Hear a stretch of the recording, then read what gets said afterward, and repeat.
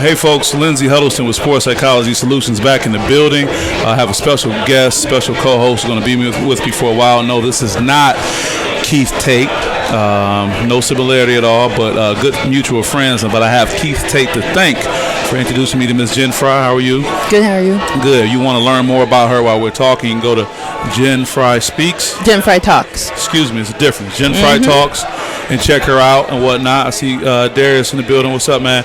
But we are here at Champs in Eastwood. We are getting ready for our second of 3 nights, the SPSEdge watch party, joined by a very phenomenal person. And I wouldn't just be saying that, although she is kicking me under the table, saying you better put me out there really good. And I'm going to give her some time to talk about her background, her awesome work, and it really will connect to what we're doing. But tonight, let me give you guys a quick rundown. What's going to be happening. We're going to be with you from 7 to 10 p.m. Jen is probably going to do her thing and just disappear. She has a flight waiting for her, helicopter already on the landing pad, ready to go. Right above Champs. Right above Champs, hovering above. I'll tell you a story about a helicopter in a little while, too. So we're going to be back here Tuesday, November 5th for the, Fred Jordan, what's up? For the Michigan State versus Kentucky game. That's going to be at 9:30 p.m. We're going to keep having sports talk with Keith Tate, coach at Waverly. Talk about some NBA and college basketball previews. Tonight, the Milwaukee Bucks will be playing the Boston Celtics. I want to see Giannis get down. And we got some great deals and specials going on here that we'll talk about. So without any further ado, I want to thank my guest, who's very prompt, showed up, ready to show out. I got a feeling this is going to be a different kind of discussion. So with that, Jen, I want to say hello and thank you. But do you mind taking a moment to introduce yourself to social media and our video world? All the millions of fans? Multi-million. So I am Jen Fry. I run Jen Fry Talks. Jen Fry Talks is a social justice firm. We focus on educating and empowering those within athletics, mainly focused on athletics with an anti-racist lens. I think a lot of times many people want to talk about diversity, but they don't really want to do it with an anti-racist lens, and that's what I focus on. Okay. That means not necessarily saying I'm not racist, but that means actually working hard to push against racism. Right. I got another friend, Donne Wynn. Hey, honey, how you doing? Thanks for stepping by. You made the trip all the way up? Yes, okay, good. Come on, this is Jen. This is Donne. This your friend? Yep. Okay, all kind of folks. Why don't you guys just hold tight, grab a seat, and we get you guys going in 1 second. So let's get back to Jen. Go ahead, dear. Yeah, so I focus on that, and with that I do facilitating, workshops, consulting, all aspects in regards to what's going to affect student athletes. Right. So working with coaches, working with staff. I worked with the Lone Star Conference, the D2 Conference in Texas, with their commissioner, all their coaches. So kind of really anybody that's going to affect the student athlete, I'm going to work with them. Okay. Wow. So right now, tell me what's happening with race identity and the cross-section with sports right now. I think a lot of it is talking about like the superficial level of diversity and not really getting into the true heart of it.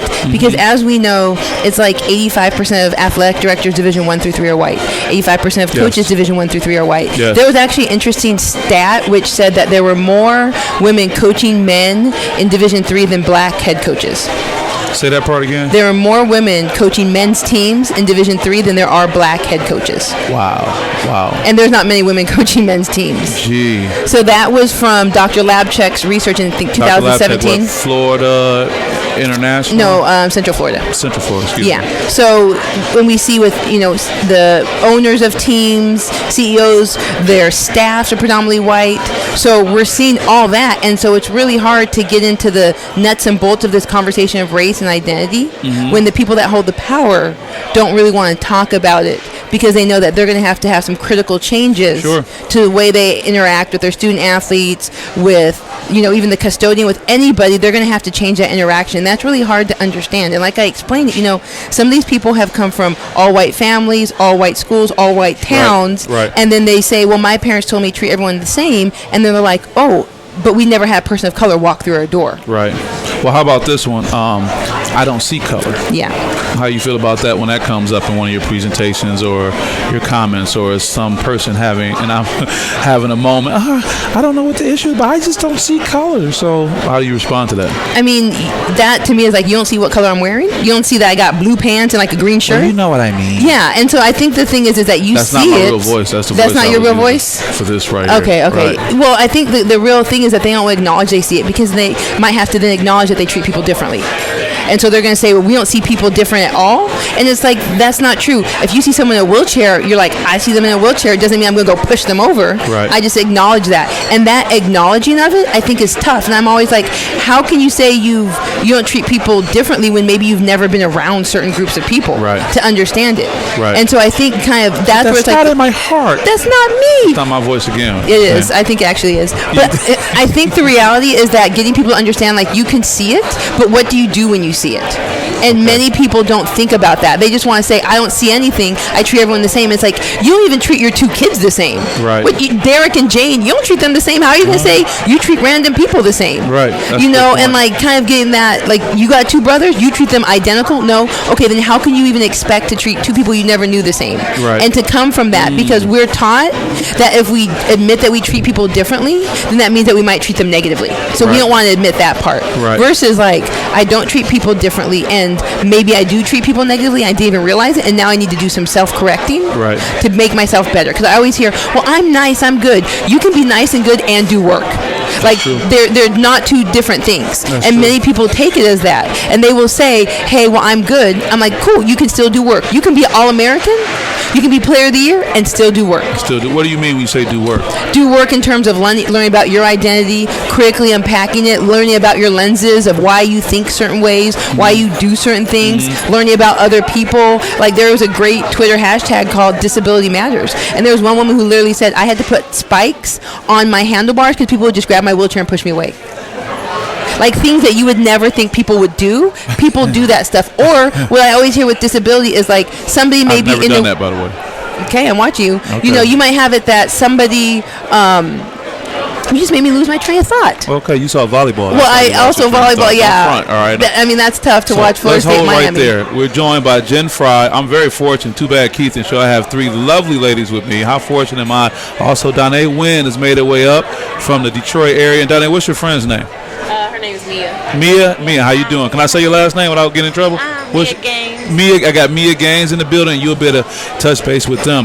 While we have you, because I want to get you back. Donne, when you want to put the headset on? Donne has been my partner in crime for many a sporting event. Hi, can you hear me okay? Yes, I can. Oh, wonderful. I wanted to make the introduction. Glad you can come up. When you sit here and you hear Jen, who's going to be with us a little while longer, talking about her work and what she's doing, you know, just as a woman of color, or just period, as a person who's in the sports world, just as an educated person, conscious, I should say, what do you think about? I actually agree with a lot of things that she said, especially look, I really do. The thing is, a lot when she said literally the people who has the power to actually go ahead and I would say modify, maybe recreate an environment for other athletes, not just black kids, like, you know, brown kids or kids of other ethnicities. You have to actually go ahead and try and mold that environment to relate to the children, especially since, you know, environment to relate to the children that you're dealing with. Yeah. Okay. So the thing is, like, when you have these athletes, whether, you know, black kids who come from urban backgrounds or whatnot, they do look for sports or look for their team and their coaches for, you know, some type of closure, or they want somebody to relate to them. They want somebody to be able to be like, you know, I know you're doing this, you're going through that. What are ways that I can help you? Instead, you have people who I could say are privileged, who aren't necessarily able to relate to that, where they're just like, well, it's not my problem, or, well, you can get through it, or you can, I know I didn't got through some hardships, and it's like, dude, like we come from different backgrounds. So you're saying comparing their potential hardships that they dealt with your experience as a black woman in America? Yeah. Jen, what do you think when you hear that? Well, what I always hear is the oppression Olympics. Like we're running, we have oppressions, I'm not supposed and to laugh at that. I gotta show you that I have the gold medal on this oppression, but you got the gold medal on that oppression. Yeah. And the reality is that none of our experiences are the same. So I can't say like, well, I understand you, because I don't, because I also have so many different privileges that might change the dynamics of how I view things. Right. And people don't even understand that they're in these positions of power and they've never had to even think about their lenses or why they view stuff. So then they're getting in arguments with their black kids or their Latinx kids. Those kids are leaving all the time, and they're just like, I don't understand why they're getting an education, and it's like, well, you're not thinking about all these different things. Exactly. Can I be devil's advocate for a moment? Excellent points. I'm very fortunate. Something great is happening here. Guys, we're at Champs in Eastwood Town Center. Definitely come out and hang out with us. We'll be here till 10 p.m. So, Jen, when you make that point about people not having had certain experiences, basically, why do they have to go through that if it's like, I'm only going to be in this setting for so long, I'm only going to deal with this group of people for so long, this is only why I'm at school. I've been in school districts where vast majority of teachers come in from the out county area, so basically I got to come in, handle my business, and make a move. Why do I really have to invest in this other than it being quote unquote the right thing to do? I mean, I think it's just part of life, of being able to invest in learning different people. But not people. my life, though. I mean, that's true. When I go home, I leave my door unlocked. They know me at the store. Everyone I look at looks like me, comes from my background, etc. I mean, you're definitely equipped. I'm going to push the issue with you a little bit more on this. Oh, I mean, you can push it. I think, but the reality is that those folks, I can't really worry about. There's this rule by Sue Inquist. She is the former head coach at UCLA, and she said the 33% rule. She was like, you have the top 33% that will do everything you never have to worry about. You have the middle 33% that can go either way, and then you have the bottom 33% that no matter what you do, it's not going to change. So let me guess, you focus on the middle 33%? I focus on that 66%. Because if I focus on the middle and the top, now I got 66%. That 33%, they can either rise or not. Right. But if I spend all this time on this part, then the middle part, which could then become a negative 66%, well, then that's even more detrimental. So if people are saying that, I'm like, well, there's nothing I can say. Here's the information. You can decide what you want to do with it. But I got to worry about that 66, the middle 33%. That's like, well, can you tell me more about that? Or that's interesting. I'm not really, then I'm like latching on. But I can't worry about all these different groups, especially ones that aren't going to want to listen or do anything, because you'll find as a coach, the ones that are not listening, not working hard, you spend all your time on them, and the ones that are working really hard, you're kind of pushing to the side. Get left out. Yeah, I'm not worried about these ones. You either going to come with us or you're not, and it's unfortunate because it's going to be detrimental to kids. But if I even keep pushing more, then they're going to push back even more, and it might even more negatively affect those kids. Right. Let me ask this, and this is a question for both of you guys based on your personal experiences, which may be similar or even different. Where do you see the future of sports and race intersecting? Because in many cases, people say that we've taken steps back. You can look at the current president. I'm not sure who you vote for, but I may have an idea who you may have voted for. Same for Donne as well. But what do you say to someone who say that nothing has changed, and even go as far as say nothing is going to change? How do you respond to that? Let us get both of you guys' opinion on that. I would say people are afraid to have this conversation. They're scared. They are worried that it's going to make people uncomfortable. They're afraid that it's going to damage or ruin other types of relationships. Well, can I stop you with that? Yes. Perfect experience is that when you go to a professional development that Jen may be presenting at, and you got your colleagues there, many of them are absolutely terrified to say anything for fear of saying something that's going to make them come across racist. And the crazy part about it is they'll say some racist stuff. And he's like, what? So it's like a fear of exposing their views and values. So I didn't mean to interrupt you, but I just want to bring that up. You're fine. Honestly, I have what they say Twitter rants about Twitter rants? Yes, about these right. type of situations. You're not a keyboard gangster though, are you? Oh no. No, okay. Not to be confused. No. All right. I literally when they have discussions or talks about these type of situations, I always tell them, I say, you don't have to necessarily tiptoe there. You can ask questions. You can okay, well, what exactly needs to be changed? And then when you try to say, well, this needs to be changed and that needs to be changed and A, B, and C, and then they're like, wait a minute, well, what about I don't see that, or I don't understand that. And the thing is, a lot of people are very closed-minded to a point because they want to be right, or they don't want to feel that feeling of being uncomfortable, so they just completely just shut it down. Right. And then that also makes the person who feel like change should be welcome, that makes them feel like they've been shut out, that they've been silenced. Sure. So when it comes to talks like that, I feel like we need to talk more about it, so that way it doesn't make people uncomfortable, or have you feel like, well, if I say this, then I'm gonna damage my relationship with person A, or I'm gonna damage my relationship with person B. Right. And I even had when I went to Detroit Startup Week, and I talked about, I'm all for talking about, let's say, Jamil Hill or Colin Kaepernick or whatnot. Sure. This one guy, he tried to shut me down by saying, well, you're not going to go far in the sports industry if those are your idols. Oh, wow. Basically. I'm going to hold you back, Jen. I'm going to hold you back. Basically just saying, as heated as I was, I just calmly told him, I said, what works for me may work for me, but if it doesn't, then that's on my own demise. Sure. And I just left it that thing. He's like, well, I just want you to succeed, and I don't want you wow. going backwards like how they did, and and all we want to do. Who's to say they went backwards? Exactly. Can I stop you there, Jen? Yeah. Can you insert yourself in this and give me your opinion on that? Well, so one of the main things I do when I facilitate is I acknowledge that this is going to be very uncomfortable, and I think a lot of times people don't want to make it uncomfortable, so they try and do everything. And I'm like, y'all, this is going to be uncomfortable. Like, I want you to write down 3 things that you do when you get uncomfortable. Do you want to look at your phone? Do you start fidgeting? Do you want to walk out the room? Like, you have to go to the bathroom. Like, you need to write down what you do when you get uncomfortable. Your uncomfortable triggers, or your uncomfortable responses. Yep. So that when you start to get uncomfortable, you can say, okay, I now realize I'm getting uncomfortable. And so for me, I'm the person that I just back up everything with data. So when, your opinions don't matter if you're not backing up with fact and data. And show me the links to your websites. But people can argue, and you're a PhD candidate, if I don't mean to be putting your business out, statistics can be skewed, Jen. Statistics can be made to be read as far as what the person wants them to read. Absolutely, but we're going to break down those statistics. Like, that's the difference. It's like, okay, show me these. And then we'll look at what's your data set, what year is it, what location is it. I'm going to break all that down, and if that upsets you, that upsets you. And so one thing I've realized is that people are going to be mad. When you're uncomfortable, when you're changing things that have always been the way they've been, it's going to be really uncomfortable, and you have to acknowledge that. That's the work. I think that's part of what people don't do, is they don't acknowledge the uncomfortableness of that. Sure. And so that's one of the things that I do. Who likes to be uncomfortable?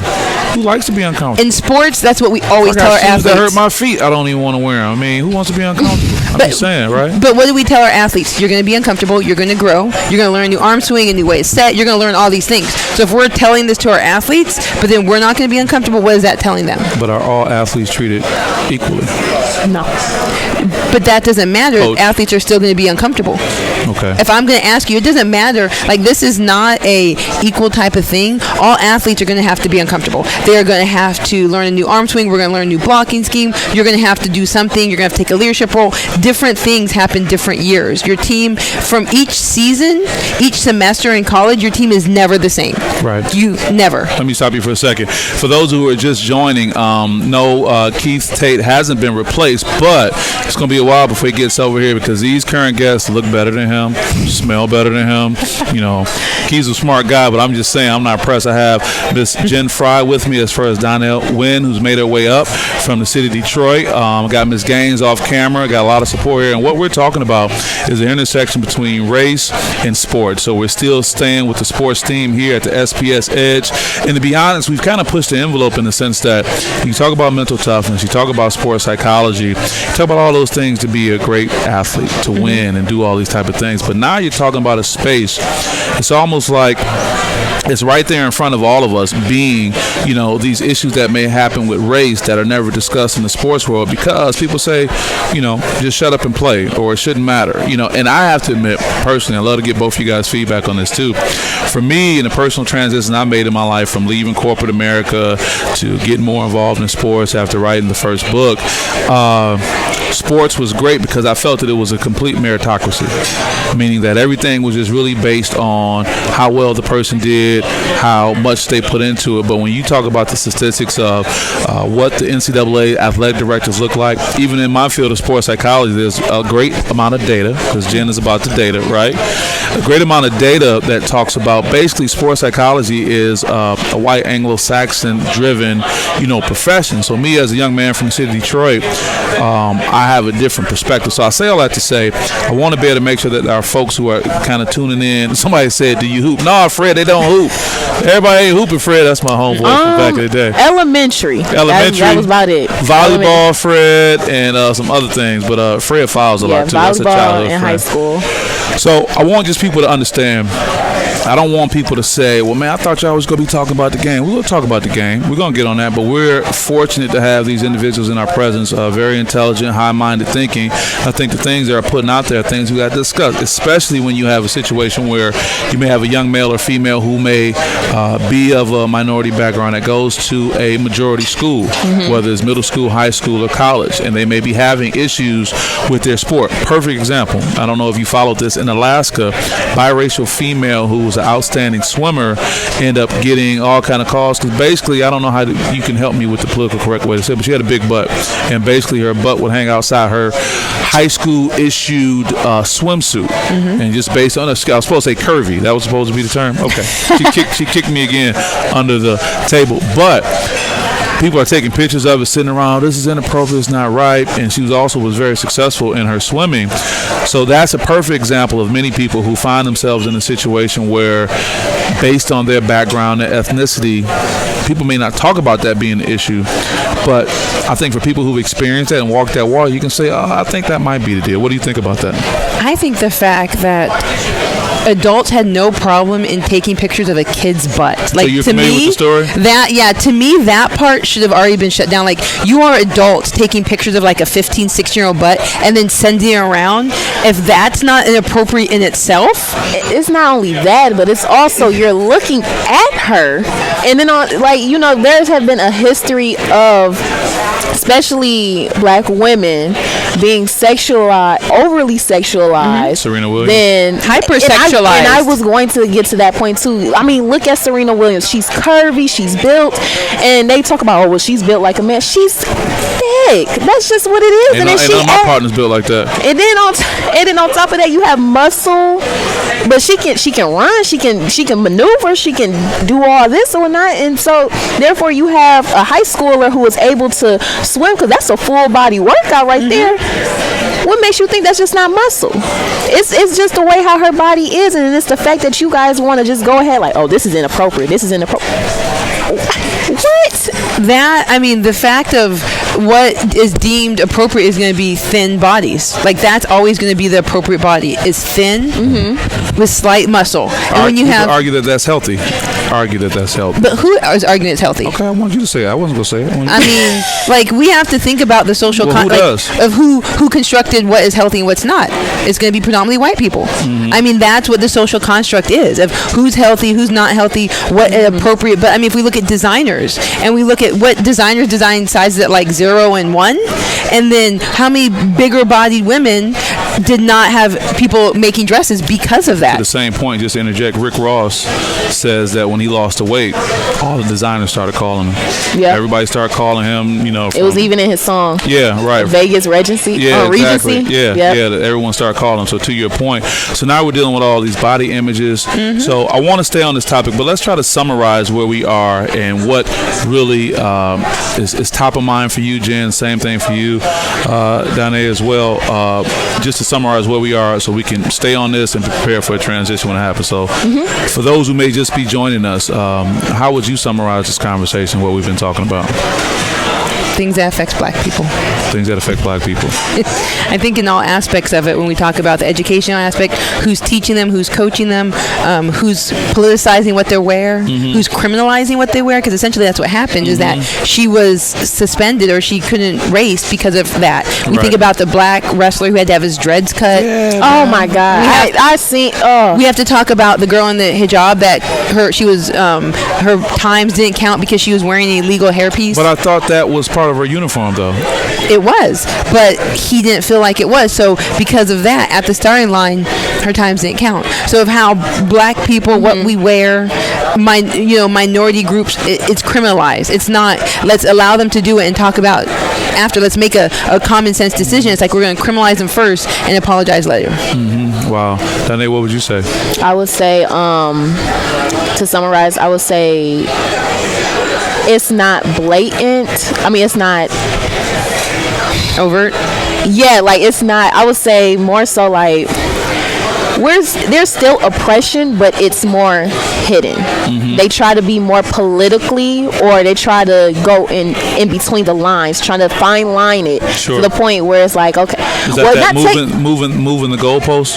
That type of statement, like they move things forward? Yeah, they will literally have something in fine print, and they're like, oh wait, that's not what we meant, but we meant it in this way, shape, and form, and. It's unfair.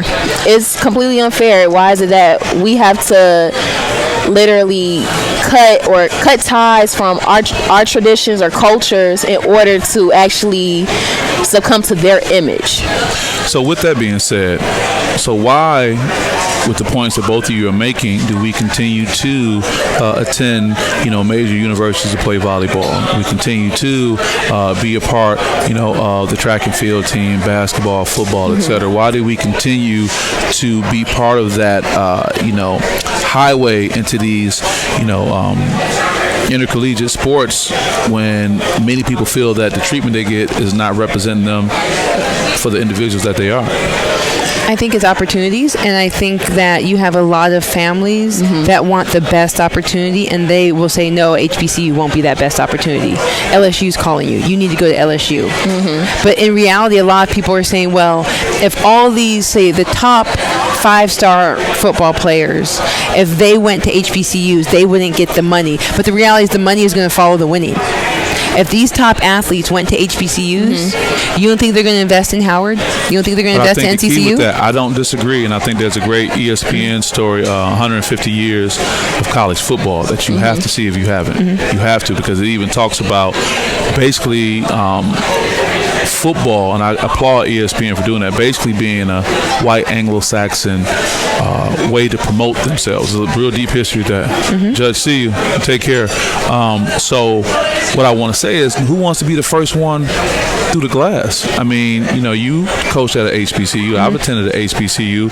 I don't disagree with your point that the money will follow, but is that money going to follow in year 4 or year 5? And I've come down there and didn't go to Alabama, didn't go to LSU, etc., and went to, Grambling and missed out on all these opportunities. Why am I supposed to be the one? But what opportunities would you miss out on? You're going to miss out on more clothes flying everywhere? I was just about to say that. Michigan got the Jordan brand. Yeah. let's be very superficial, Jen. Let's not front. That's what you're missing out on. You're not missing out on the education. You have the ability to be a majority for 4 years. I can argue the network. I'm being devil's advocate, and I've attended both the predominantly white institution as well as the HBCU. Well, the network of individuals I may have, based on when I graduate, the endowment and the benefits of one campus versus another, I can make that whole HBCU versus I mean, we could look at the stats of all these athletes who didn't get to use those networks. Jen likes to go to stats when it gets. She'll go to stats and do it. I don't disagree with that. But if we look at this, if we say it's about the network, how many of these athletes really get to take advantage of that network? True, because when you're on campus, you're isolated from everybody else. That's true. I think it's more so they just want to be seen on TV. That's really what a lot of these athletes, they want the recognition, they want the fandom, they want the gear, they want fly in the charter everywhere. Yeah, they really want. You been on the charter? Yes. Okay. See, you like it? I fly all the Jen, time. did you like it or not? Come on.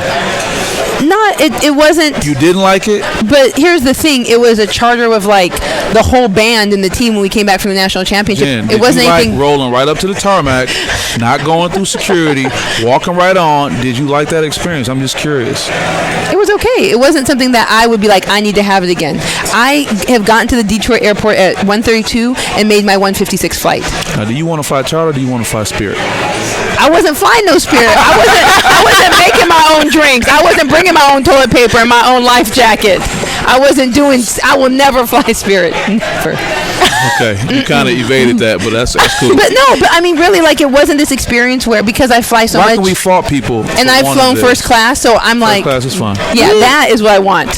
I don't fault them. I don't, and I can honestly say people do like nice things. I am a person who likes nice things as well. And if I'm an athlete, that sounds good. That sounds great. I mean, I have one of my brother's friends. He plays for Michigan. Mm-hmm. Nothing but followers, nothing but fans, nothing but recognition. Even when they go out or whatnot, they're like, "Oh my God, are you DPJ's friends?" And he's like, "Yeah." Like, okay, like, you know, and they like that, and then on top of that, when you have that type of recognition, that also helps you get into clubs, not clubs, but also into like the professional leagues. When you have that type of name or that type of weight on your name, that's going to actually get you a little closer. Do you think that's more likely? And Jen, don't throw anything. All right, we're in public. Do you think that's more likely at a HBCU or PWI, predominantly white institution? I would say it's more likely PWI. A lot of people don't put HBCUs out on the forefront like that. I would love to see that happen. Best believe, because Clark got their own football team. You know, Howard got but they always talk about. They always talk about how, well, it sucks and I don't like watching it. Why? You can recruit, and the thing is, they say, well, we can't recruit players because they want to go to these Big Ten or they want to go to SEC schools. And I get it. I perfectly get it. But if you want to see more change, there has to be someone who's brave enough to be like, okay, I bet you I can go to this HBCU and I can still get what you get from that PWI. So here's an interesting person. I'm going to bring up Cam Newton's brother. Went to Howard for 2 years. He was player of the year, I think, quarterback, all that stuff, and now he's transferring to another school. The problem, though, is I don't think he's going to do as well at this other school. Why so? I just don't think he will. I mean, I'm not a football person. I don't think he's going to do as well as player of the year of the conference. And could it be that he's just Cam Newton's brother and not Cam Newton? I've never compared him to Cam Newton because I don't really pay attention to Cam Newton like that. I mean, these outfits now I pay attention to. Yeah. But here's the question now I'm going to throw back to you. If this whole athletes get paid on their likeness, are they really going to have to worry about the shoes from Michigan if Nike's going to follow them? Okay, I think with that's an excellent question. That is. That's an excellent segue, and let's hold that real quick. This is Lindsay Huddleston with Sports Psychology Solutions. You're witnessing the SPS watch party. We're preparing for our big game next week, Michigan State versus Kentucky. We'll be here. It'll be later in the evening. I have a lot of coffee in me to go. I'm joined by two great guests, Donne Wynn and Miss Jen Fry, soon to be Dr. Jen Fry. I don't know if we can put that out there yet, or you got some superstitions. Got my guy John Hagan's on there. He just finished his PhD. Keith is walking in the building, and Keith's not gonna get no love and whatnot. But now we're about to transition. Hey, dude, they look better than you. They smell better than you. And I'm just saying, you try to get in where you fit in. My guy Keith Tate just came in. This is Donne. And Miss Gaines, what's your first name? Mia Gaines. Keith, we'll get you on in a second, but I'm not really impressed. But what we are going to talk about is the new issue about athletes getting paid for their likeness. Here's what I'll say.